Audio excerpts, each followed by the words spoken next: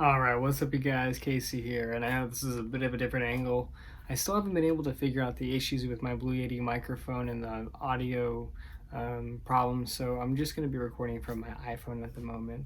Good old school type of videos that I used to do. So let's just get right into the video here, or a little bit of a disclaimer. I actually meant to upload this last week, last Sunday, October 5th, I think it was. Things got a little busy as the quarter at UCLA started, so I apologize. Just to preference by saying, anybody who has not watched my channel before, my name is Kasey. I am a junior, I guess you want to say, at UCLA. I am in college. I am not in high school. I have not been in high school for 3 years now. So this video is a little overdue for me to be making, but I'm still going to be making it because I do remember a lot of the things that helped me get straight A's in high school. And I'm going to start off by telling my own story. So in high school, right out the gate, right at the beginning of it, I was not a straight A student. Freshman year of high school, I got A's and B's and a few C's, but I actually ended up getting an F the second semester. I had to self-evaluate myself and figure out why I got an F. And long story short, it was video games. I was spending all my free time, all my leisurely time playing video games rather than actually doing my work or studying for a test or whatever it may be. And as a result of that, I didn't do the best I could, and I knew that. Now, nobody was really kicking me in the butt or anything, so I kicked myself in the butt, and I told myself that when it came sophomore year, I wasn't going to get an F, and I didn't. But I still got a C in biology, at least the first semester. I then upped the ante, made sure I sat in the front of the class this time, and I was able to get an A. So I jumped from a C to an A in a biology class just by sitting somewhere differently. And then from there on out, I was getting straight A's for the rest of high school. So I speak with some merit, and let's just get right into my tips. My first tip here is to realize that getting straight A's is actually more of a mental battle. The key concept here to getting straight A's is that you want to make sure that you maximize your time, minimize your distractions, and delegate accordingly to your time accordingly. These are crucial in getting straight A's. If you don't do these things, it's going to be much harder, or it won't happen. The big thing for people is that people can be smart in their head, but high school is not hard. The problem is they're not delegating their time. They're not creating a schedule for themselves. If you're able to gauge your own productivity and workflow, you're going to be set up for life by learning that. But again, it's a mental battle. You have to balance things out. You've got it in your own head. You're going to have a bit of an internal struggle between doing the things you want to do and doing the things you have to do to get straight A's. My next tip here is you want to realize that entry-level college classes, I'm not talking about honors and AP, I'm more talking about first, second year, like English, math classes, things like those, they're actually easy. Now, hold up. I know that you actually might not think that they are easy, but take it from me, someone who is not a math person. I was able to get math in like third year algebra 3. I was able to get an A in my third year algebra 3 math class versus from where I came from, which was getting an F freshman year, just from maximizing my productivity workflow. And as long as you do that, even if you struggle with the curriculum and the content itself, you will be able to find tutors with the time that you make. You'll be able to form study groups, or really give yourself more time to study the material to at least comprehend it. My third tip here is get a journal/planner, and this is probably my biggest tip. If there's anything that you can take from here, it's get a journal/planner. Being able to physically write out your agenda and creating a schedule is going to take some time. I would say give yourself a month to create the correct diagnostics and set up the times. But once you create a schedule where you know how long it takes you to do homework for certain subjects, how long it takes you to do your responsibilities at home and such, once you're able to gauge everything, you're actually going to be able to effectively give yourself time to do homework, give yourself time to do things you want to do, give yourself time to study, and be more productive. This will allow you to master your productivity and workflow. And once you do this, not only is it going to help you for this foreseeable future as you grow up, but it's going to help you get straight A's because you're going to have that time delegated accordingly. Again, this is the biggest thing that goes against people. They don't delegate their time. If you can do this, you don't have to be a freaking brainiac or anything. If you do that, you will be able to get straight A's. And the subcategory of that is, give yourself some diagnostics and see how long it takes you to do homework for different subjects, so you know on which days to do certain things. I would say don't even be afraid to dedicate entire days to just doing homework. Now, I know at first that it sounds awful, but look at it like this. You can spread out your homework workload across 5 days a week or 4 days a week, Monday through Friday or Monday through Thursday, and give yourself a 3-day weekend or a 2-day weekend. Or you could spend the next 7-8 hours after you get home from school and from when you're home to when you have to go to bed, you do homework the entire day, and then you have the rest of the week free from homework. All you have to do is go to school and do your in-class work. I started doing that religiously, and that's when straight A's just became so much easier because my mind was clear. Once I got home, I was happier. I had a healthier mental state, and then when I got to school, that's when I switched on the academic brain, and then I switched it off when I got home. And then every week, every Monday, I knew, oh, well, today I can't play video games or watch TV or going out with friends, really, but hey, I'm investing my time so that way I can have fun throughout the rest of the week. My next point here has some merit, but it's also a bit of a theory of mine, but I'm still going to say it. Now, the way the classes are designed in the U.S.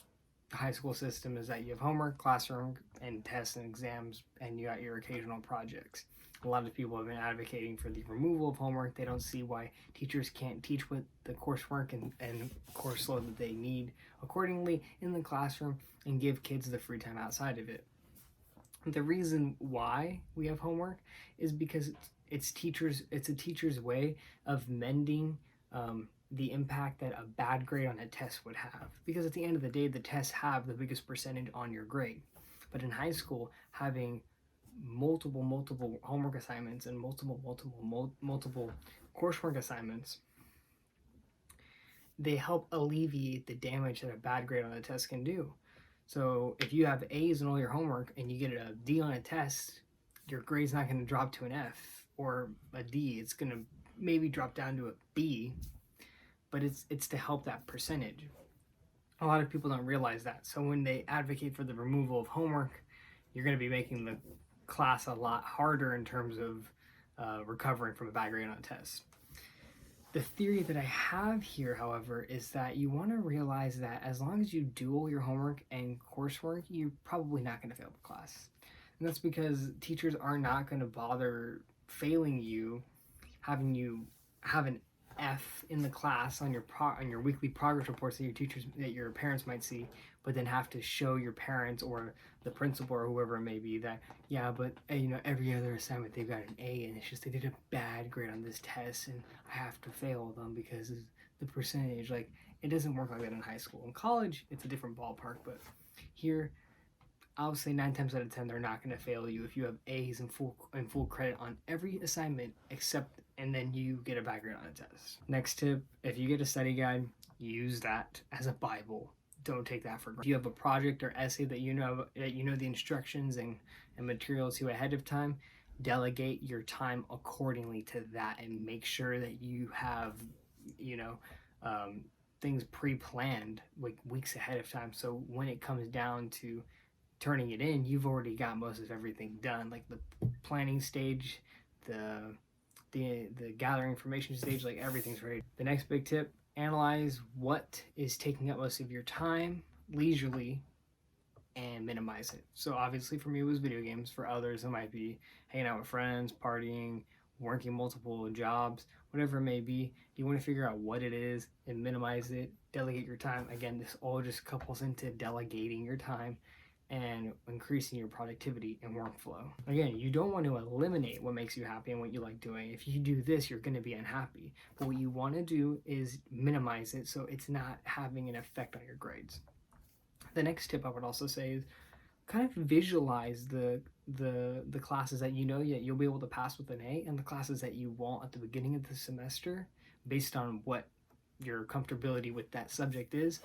And by doing that, you're going to relax yourself a bit. For example, write down English, PE, history, and my elective for art. I know in all of those I'll get an A. The other two classes that I have, which would be chemistry and algebra 2, I'm worried about those classes because I'm not the best when it comes to STEM. Then you know that over half your classes, about 2/3 of your classes that you're taking, you know you'll get an A, and so you only got to worry about one small percentage of that and focus on that even more. It's just to help you get comfortable. The next couple of tips here: surround yourself with people that are smart, or are getting straight A's or doing good in classes. And that couples in with my next tip, which is take AP and honors classes. I advocate for these, if not for anything, then for you to know, to be able to visually see what people are doing and that are getting them good grades. Being near smart people isn't going to hurt you. Maybe it might hurt your self-image or ego at first if you're not the most productive type, but seeing people be smart will push you forward. If you're in a classroom setting, if you're not the most competitive type with it, it can still help you see like their study habits. And when it comes to the AP classes too, I mean, if you're taking those, and I know that there's a debate about how AP classes are treated when one test dictates you getting college credits, but you take it for an entire school year. Aside from that, though, if you take an AP class, the rest of your classes are going to feel so much easier. And it kind of will help your mental state. I mean, you're going to take AP literature, and then your regular classes it's just going to be like, whoa, what was I even worried about? These are so easy. Like, I barely have any assignments for these in comparison to my AP class. And then my final tip here would actually get involved in extracurricular activities. If you do this, it's going to show you how to balance out multiple different things. And then once you get in accordance with that, your workflow and your productivity levels are going to be even more advanced to be able to handle your high school classes with ease. So, for example, once I started getting into the habit of, my studying and homework delegation time, I started doing track and field at my high school. And that's actually when my grades went up. Because I added that in, it just made me be more productive. So, as a result, my grades got even better. Then I added in a part-time job, and my grades got even better, and then I got a 4.0. I'm not saying that you have to overwhelm yourself. Don't do that at all. But start adding a few things just to test yourself and see your productivity and your workflow. And once you do that, getting straight A's is not going to be as hard as it seems. So in conclusion, the main things that you want to take away from this is mastering your productivity, mastering your workflow, mastering time delegation, and getting a journal. If you do all those things, straight A's will come to you, I promise. If you see people that are smart but they don't have straight A's, it's because they don't do one of those two things. And with that said, thank you for watching.